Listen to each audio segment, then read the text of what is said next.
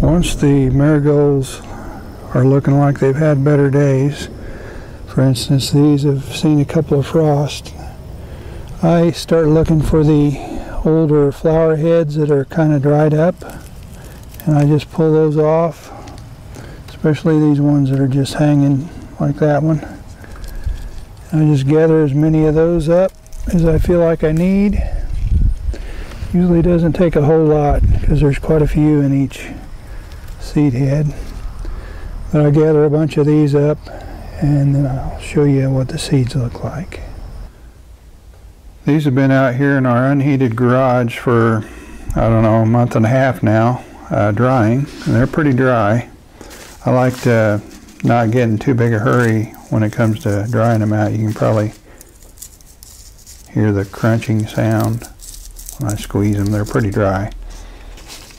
What I'm going to do is I'm going to go ahead and cut all the flower petals off of each one. For that I'm using these little pruning shears. These are real handy for cutting tomato suckers. That's what I use them for, and they work great for this too, as long as they're sharp. I'll just go ahead and cut those flower petals off. That way you can get good clean seeds without having all those flower petals mixed in with them. So I'll just go through this whole plate full of seed heads, and I'm going to do that. And once I have that done, I'll come back and pull the seeds out. Okay, after a few minutes work, you can see all the flower petals I've cut off here, and here's the seed head without the flower petals. And now I'm just going to loosen the seeds and I'll show you some of that. What I'm showing you here is the way I used to do it.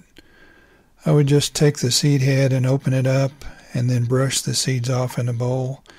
And that's easy enough, but I found it was a little time consuming. After a little practice, I came up with a technique that I think is quicker and easier. I just take the seed head between my index finger and my thumb, and I just roll it back and forth. And most of the time the seeds will just fall out, or most of the seeds will fall out.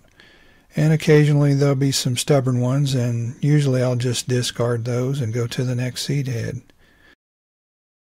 For me, this works a lot better than trying to brush the seeds out of the seed head, and I also don't end up with as much chaff. If you have a better way of doing it, feel free to share it down in the comment section below. I'm always looking for good ideas. It didn't take me too long to gather these seeds, and after just a little bit of work, I've got more seeds that I could possibly use next year. Now what I'll do is just keep these dry till next spring and we'll be good to go.